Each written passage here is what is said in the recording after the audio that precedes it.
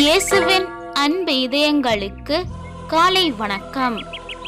இந்த நாள் உங்களுக்கு ஆசீர்வாதமாக அமைய வாழ்த்துக்கள். இப்புதிய நாளுக்கான ஆசீர்வாத இறைவசனம் திருப்பாடல்கள் அதிகாரம் 34 இறை வார்த்தை 10.